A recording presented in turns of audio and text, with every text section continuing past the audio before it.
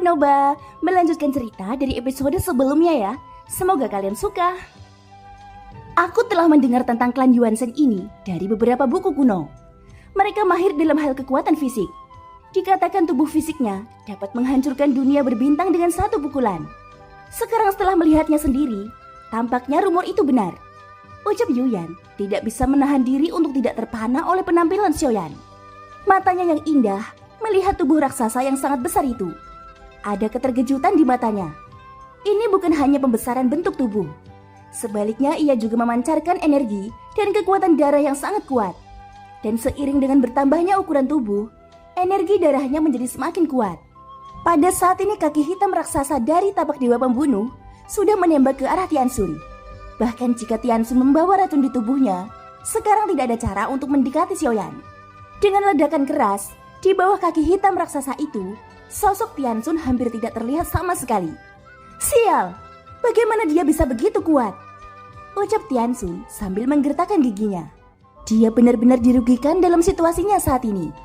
Dia tidak hanya harus menanggung racun parah di tubuhnya, tetapi masih harus menghadapi serangan dari Xiaoyan. Aku tidak menyangka akan dipaksa dalam situasi seperti ini hari ini. Karena itu masalahnya. Ayo kita bertarung sampai mati, teriak Tianxun. Pada saat ini Tianxun sepertinya terpaksa berada dalam situasi putus asa. Matanya tiba-tiba menunjukkan ekspresi tegas dan kejam. Aura di tubuhnya mulai bergerak. Dan auranya yang gelisah secara alami dirasakan oleh Xiaoyan terlebih dahulu. Xiaoyan langsung terkejut. Aura yang dipancarkan Tianxun jelas berencana untuk meledakkan dirinya sendiri. Reinkarnasi Suzang, aku akui kamu sangat kuat. Namun kamu jangan bermimpi bisa mengalahkanku. Dengan panduan dari kabut beracun ini, setelah aku meledakkan diriku sendiri, kamu pasti akan mati bersamaku, teriak Tianxun. Dia tidak segan-segan menghancurkan tubuhnya sendiri terlepas dari resikonya. Selama dia bisa membunuh Xiaoyan, dia tidak peduli lagi bahkan jika dia harus mengalami cedera serius atau terbunuh sekalipun. Apakah dia benar-benar berencana membunuhku dengan meledakkan dirinya sendiri? Ucap Xiaoyan mengerutkan keningnya. Untuk sementara dia tidak tahu bagaimana harus menghentikannya. Tianxun melakukan tindakan putus asa. Meski kekuatannya sudah habis, tapi bagaimanapun juga unta kurus lebih besar dari kuda. Tianxun selalu menjadi orang kuat di langkah ke-9.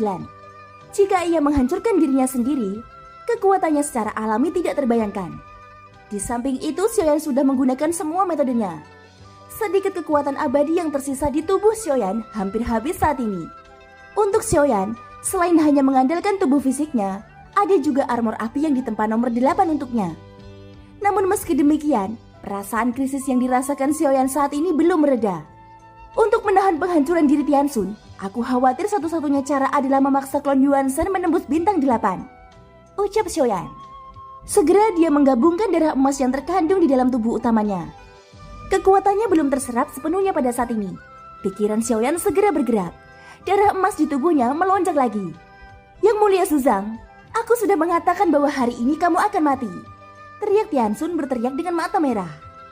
Aura maniak menyebar dan menyapu. Bahkan mata indah Yuyan menunjukkan ekspresi terkejut saat ini. Segera dia mengangkat tangannya, menekan dengan 5 jarinya untuk memperkuat perisai emas. Lapisan perisai merah muncul lagi. Saat berikutnya seluruh arena budak Dewa Syura tiba-tiba terguncang. Terlihat kaki hitam raksasa yang kokoh dari tabak dewa pembunuh Xiaoyan tiba-tiba hancur. Setelah itu kabut darah merah melonjak dan menyapu seluruh tempat menjadi satu paket. Bum bum bum. Kekuatan yang tak terbayangkan melanda dengan gila-gilaan.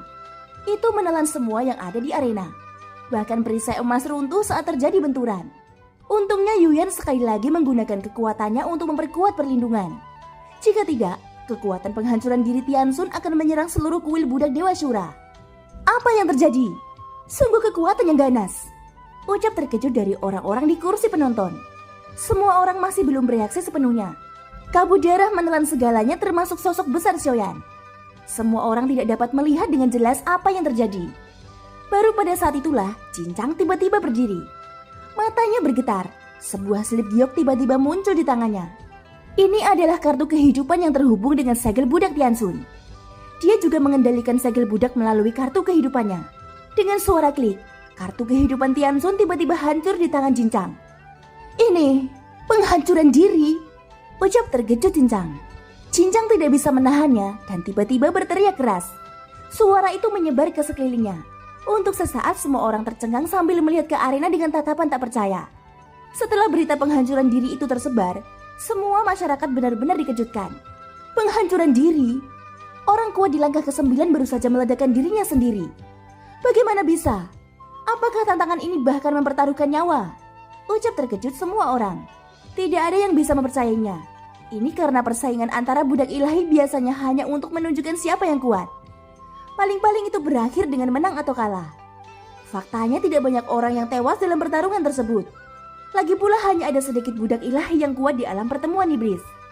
Sang utusan tidak ingin budak ilahinya mati dalam tantangan budak Dewa Syura. Jadi dalam keadaan normal, budak ilahi tidak akan mati dalam pertempuran. Sebagian besar budak ilahi sendiri akan memilih untuk mengaku kalah. Mereka tidak akan pernah bertarung sampai titik hidup dan mati. Terlebih lagi, budak ilahi yang merelakan diri ini adalah langkah ke-9. Meskipun dia masih di level keabadian kaisar, namun keabadian kaisar di langkah ke-9 juga merupakan eksistensi terkuat yang paling dekat dengan keabadian dewa. Keberadaan seperti itu di alam pertemuan iblis juga merupakan eksistensi tertinggi. Mata Jinjang memerah saat ini. Dia tidak pernah berpikir bahwa Tianxun akan bertarung sampai titik seperti itu. Sangat merusak diri sendiri. Aku khawatir kedua belah pihak pasti akan mati. Kalau begitu, maka taruhan ini harus dianggap seri. Poin kontribusiku juga akan dikembalikan sepenuhnya. Jadi tidak apa-apa meskipun mereka mati. Ucap orang-orang petarung itu. Tak seorang pun di kursi penonton yang peduli dengan hidup atau mati kedua belah pihak. Mereka bahkan berharap kedua belah pihak mati pada akhirnya. Dalam hal ini tidak ada yang akan menderita kerugian. Inilah sifat manusia. Yang mereka utamakan adalah kepentingannya sendiri. Tidak masalah apakah keduanya mati. Orang-orang ini bahkan merasa beruntung. Bisa menyaksikan tontonan yang menggetarkan jiwa tanpa kehilangan satu sen pun. Sialan! Tianxun, kamu sebenarnya berani membuat keputusan meledakkan diri tanpa meminta izin dariku. Ucap Jinjang menghentakkan kakinya dengan keras. Momentum dahsyat menyebar di seluruh tribun arena. Itu mengguncang banyak sosok di sekitarnya. Jelas Jinjang sangat marah. Dia kehilangan budak ilahi terkuatnya.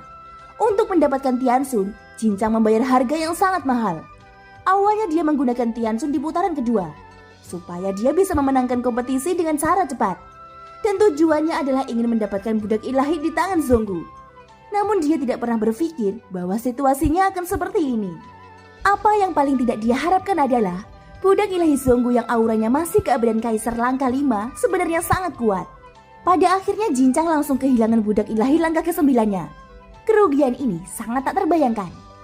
Jinjang menatap Zonggu dengan tajam. Tapi saat melihat Zonggu, tatapan Yuyan tiba-tiba tertuju padanya. Saat matanya fokus, sebagian besar kemarahan di wajah Jinjang segera menghilang.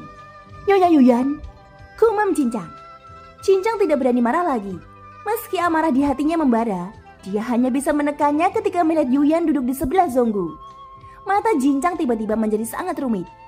Mungkinkah orang di belakang Zonggu adalah Nyonya Yuyan? Ucap Jinjang diam-diam berpikir dalam hatinya. Yuyan bahkan tidak memilih untuk pergi ke lantai pertama. Sebaliknya dia duduk di samping Zonggu di lantai 3. Dari sudut pandang Jinjang, hal itu sudah jelas. Sial, aku sebenarnya direncanakan oleh Zonggu ini. Tidak heran budak ilahinya begitu kuat. Ucap Jinjang merasa dia dijebak oleh Zonggu. Yuyan menarik pandangannya, kemudian melihat ke arena pertandingan lagi. Mata Yuyan semakin obor, seolah dia bisa melihat menembus kabut darah. Sudut mulutnya segera terangkat sedikit. Dia perlahan berkata, budak ilahi dari ras Yuanzhen ini sungguh menarik. Gumam Yuyan. Thank you guys, sudah mendengarkan ceritaku sampai akhir. Jangan bosan-bosan dengerin cerita kelanjutannya ya. Semoga hari kalian menyenangkan. Sampai jumpa dan bye-bye.